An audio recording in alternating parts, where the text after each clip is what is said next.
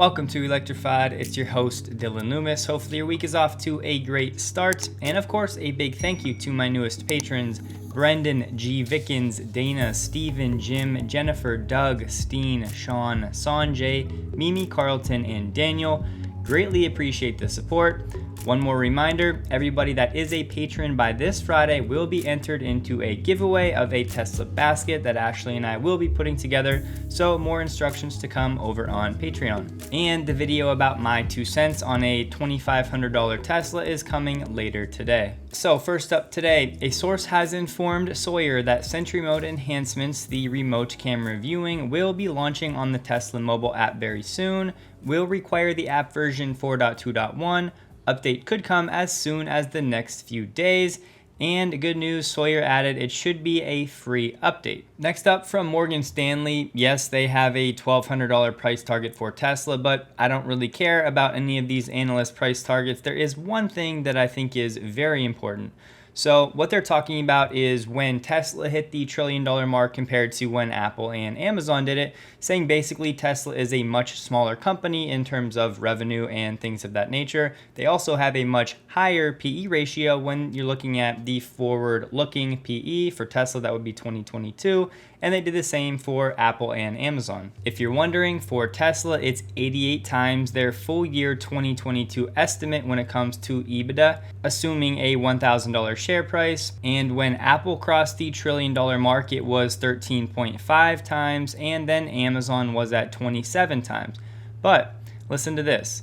Inflation of the S&P 500 market multiple helps explain some of the valuation premium for Tesla. The S&P 500 PE multiple, so for the entire index when you aggregate the earnings across those companies, is 25% and 23% higher today than when Apple and Amazon reached their $1 trillion milestones, respectively. Simply put, the PE ratios for the companies in the S&P 500 today are about 25% higher than they were from an aggregate standpoint when Apple and Amazon hit their $1 trillion marks. Next up, I want to play a clip of what Mary Barra just said about Tesla, and later in the episode, we're going to break down the important metrics from GM's earnings that they just came out with today. Mary, when we talked with you, a couple of weeks ago at Investor Day, one of the goals that you guys stated emphatically was you will be the market leader in EVs. But right now, Tesla's at 63% market share. By 2025, some believe that you can catch Tesla. You guys are at, 9-10% right now in the U.S. Do you think that you can catch Tesla by 2025? Absolutely, Phil. When we look at the portfolio we have, not only the Hummer and the Lyriq, but Mark Royce talked about that we're going to have a Equinox-like size product that's going to be at around $30,000. We have the Silverado E coming, a GMC product after that. And again, all the other products that we haven't announced yet, I am very comfortable because when people get into these vehicles, they are just wowed. So we will be rolling them out, and we're going to just keep working until we have number one market share in EVs. So what do you think? Will GM catch Tesla by 2025? Let me know. Next up, an important note here when it comes to Tesla and the FSD beta. So there's some conflicting reports going on about if 10.3.1 has the reverse feature where the FSD can actually reverse if it creeps forward and then wants to back up. So some people have it, others haven't experienced it, but this is important. I was on 10.3.1 yesterday and came to a red light, needed to make a right turn. The car creeped forward for visibility and then reversed on its own to back away from cross traffic. Within a second, and before I even realized the car had reversed, I pressed the accelerator to force it to go forward a bit. However, it was still in reverse and I had to quickly hit the brakes to avoid hitting the car behind me. It all happened very quickly, but I think this problem could be avoided if the car simply made a beep, beep, beep sound whenever FSD is in reverse. And this is an important one to watch because we really don't have anything official from Tesla about how this feature will operate. What's going to happen when you hit the accelerator pedal? Will it go backwards faster, or should that make you go forward? At this point, I have not seen anything official. Next up, we get some more news coming out of this Hertz deal. Now, Uber has partnered with Hertz to use about half of that 100,000 vehicle purchase for Uber drivers to actually use. Uber said it's launching a new partnership with Hertz to offer 50,000 Tesla vehicles as a rental option to its ride-hail drivers by 2023. Uber drivers can rent a Tesla through Hertz starting on November 1st in Los Angeles, San Francisco, San Diego, and Washington, D.C., with the program later this year expanding to cities nationwide. And the discrepancy about 2023 and then November 1st seemingly referring to a few days from now, I think they mean by 2023 that full 50,000 number will be available to Uber, while in the next few days at least a portion or some of that 50,000 number will be available in these select locations. The Model 3 will be available exclusively to Uber drivers and start out at $334 a week, including insurance and maintenance. Uber said the rental cost would drop to $299 per week or lower as the program expands in the coming year. Uber as a company has vowed to operate only EVs in the US, Canadian, and European markets by 2030 and worldwide by 2040. In 2019, though, only 0.15% of all Uber miles in the US and Canada were driven in EVs. And this matters because when you think about it, these ride-hailing drivers spend about a third of their time driving with nobody in the car. It's just themselves driving to pick up people. So this is a space where it would be a great move to electrify these fleets. Researchers generally agree, and they assume that electrifying one ride-hail vehicle reduces the same amount of CO2 as converting 3 regular gas-powered vehicles. Now, if any of you out there are Uber drivers, it sounds like initially the company will require drivers to have at least a 4.7 star rating and a minimum of 150 trips. I'd like to take a moment to thank the sponsor of today's episode, Skillshare. Skillshare is an online learning community with thousands of classes for you to explore new skills. Whether it's how to beat the stock market or how to master Photoshop, Skillshare will have a class for you. I'm currently going through Learn Better Faster on Systemizing Productivity with Nick Sariv. The section on sound and music hacks was pretty interesting, and let's just say I'll be changing some things when it comes to how I do research. Skillshare is curated specifically for learning, meaning there are no ads and they're always launching new premium classes.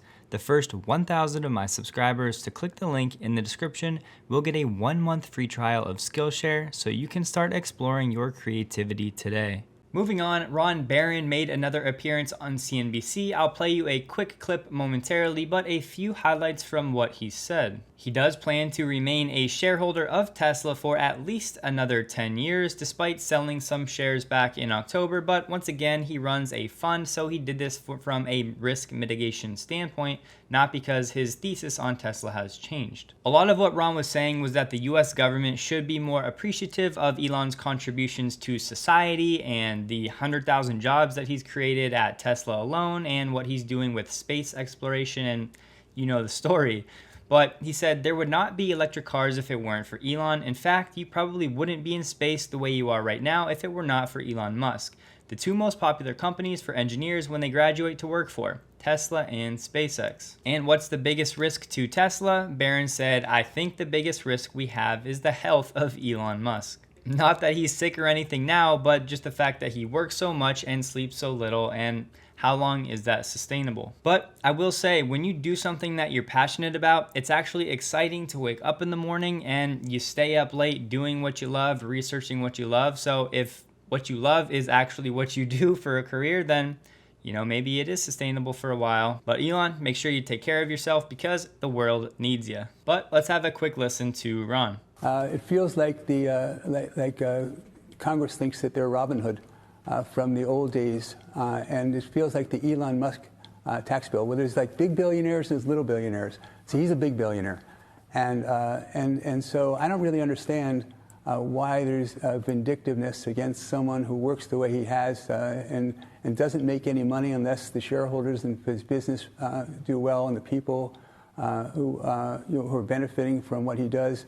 But they have a meeting at the White House for companies that are advancing EVs, electric vehicles, and they invite Ford and General Motors and Chrysler and the UAW, and they say thank you very much for all you've done to advance EVs, and they don't invite Tesla. Is that crazy? And then they send into space further with civilian astronauts further than anyone has ever gone before, and Musk saves the government billions and billions of dollars for defense. Next up, we have some pretty big words from the former Ford CEO, Mark Fields, now at Hertz, talking about the future of fleets and autonomy. Yes, this initial purchase of Teslas, they do not include FSD. However, once the performance essentially gets to robotaxi level, Hertz has their eyes on that time, and they are already planning for that now. I know calculation had to go into the idea of having a big rental fleet, 100,000 cars of EVs. I guess EVs don't break down like normal internal combustion engines, I guess. But Hertz has to be there in terms of support for when they rent someone a car. And then there's charging stations and all those things. I mean, there's a lot of things that would go into someone walking in and saying, yeah, rent me a Tesla. At this point, I'd think about it, but I'm old-fashioned. But did that go into the calculation? Well, absolutely. Listen, you can have a great strategy, but ultimately you got to be able to operationalize it. And so when you look at our relationship with Tesla and the purchase of the vehicles, if you notice when we made the announcement on Monday, it's not only about an investment in vehicles. It's a very big commitment on building out our charging infrastructure, both at our on-airports locations and our off-airport locations. And so from our standpoint, we're operationalizing it and making it easy for customers to rent. They won't have the range anxieties. And I think importantly, Joe, what this is going to do, we are going to become expert on managing large electrified fleets well before our competition. And I think that's going to pay a lot of benefits for us today. And as you think towards autonomy down the road, we think we'll solidify our position or create a bit of a moat on being that kind of central component of the mobility ecosystem, because many providers of products and services are going to need that, and we want to be there for them. So India is still recruiting for local battery manufacturing, and what they plan to do is host 5 road shows starting next month in countries including the US, Germany, France, South Korea, and Japan to convince them to set up local production. India plans to pitch companies like Tesla, Samsung, and LG to encourage them to make batteries locally, but some global companies are hesitant to come in without a local partner as it requires a large investment, and India still ranks poorly on contract enforcement. So a lot of negotiation over the past few months, but not much is getting done. Next up, a quick look at GM's third quarter financials. I just want to point out they are appointing themselves as an emerging leader in EVs with their Ultium platform, saying they'll have more than 30 EVs in their portfolio by 2025. They also speculate that their margins are expected to expand to 12 to 14% by 2030. And they are the self-proclaimed leader in the race to fully autonomous vehicle commercialization through Cruise that has $50 billion in annual revenue potential by the end of the decade. But what I would like to point out, their GM North America performance, the first thing, as you can see, their EBIT or their operating margin is 10.3% for the quarter. Now, some people are comparing this to Tesla's roughly 30% automotive gross margin from quarter 3, which you can do because GMNA is mostly automotive production, but you have to remember GM breaks out their financial division separate from GMNA. But even still, if you go to the overall company results for the quarter, you see the EBIT adjusted margin. Once again, this is the operating profit of the company, 10.9% for the quarter. Tesla's operating profit from a company-wide perspective was 14% for quarter 3. So you could argue that would be a better comparison, but from an automotive standpoint, this is where most people should be focusing. Tesla's automotive margins are around 30%, and Ford's, specifically when it comes to EVs, are probably a lot lower than 10%. They may even be negative at this point, which will put Ford in a very tough place moving forward. And the other thing I want to highlight is GM's United States EV percent of market share. As you can see, the last few quarters, it's hovered between 8 and 9%, but it dipped down to 4.3% in quarter 3, presumably because of the Bolt recalls and the production halt, which is set to come back online in limited quantities here in the next few weeks. Now, yes, GM beat the Wall Street expectations of 96 cents per share, as you can see, but we need to watch the percent market share and the profit margins. No, they don't break out specifically EV margins, but we should expect, at least in the near term, that should be a drag on overall operating margins. Next up, real quick, there was a fire at the Rivian factory in Normal, Illinois. So yes, employees had to evacuate the building. It was at a sub-assembly battery plant, but later that day, the employees were back to work. Nobody was injured. There was no major damage. Just a quick note there. Next up, FCA is potentially entering a plea deal for, you guessed it, more emissions fraud. FCA is looking to plead guilty to criminal conduct to resolve a multi-year emissions fraud probe surrounding Ram pickup trucks and Jeep sport utility vehicles with diesel engines. Financial penalties could total up to $300 million. Those are subject to change. This investigation focuses on about 100,000 diesel-powered vehicles, and specifically, this investigation targets the U.S. unit. But listen to this. The FCA discussions are heating up as one of its employees prepares to face trial next year on charges he misled regulators about pollution from the vehicles and continued the deception even after officials caught VW cheating on government emissions tests. Next up, Lucid Air is hosting a Lucid Rally this Saturday, October 30th, for the first deliveries of the Dream Edition. We know that Dream Edition costs $169,000, but the Air Grand Touring cars will come out next, and orders for the more affordable Touring and Pure models will reach customers next year. And this event is expected to be held at Lucid's headquarters in Newark, California. And as mentioned earlier, GM is looking to restart limited Chevy Bolt production, but it's actually only to make loaner cars for owners that have had recalls. GM said starting this Monday, it will bring back the 1,000 workers at its Orion assembly plant to start making 2022 Bolt EVs. But as for Orion's operations, GM will reassess that after 2 weeks and decide to continue Bolt production or to pause it again. This is a limited production run for specific allocation, including providing EV courtesy transportation to dealers who have a high volume of customer repairs. But that is all for today. Please take a second to like the video if you did. Hope you guys have a great day, and a huge thank you to all of my Patreon supporters.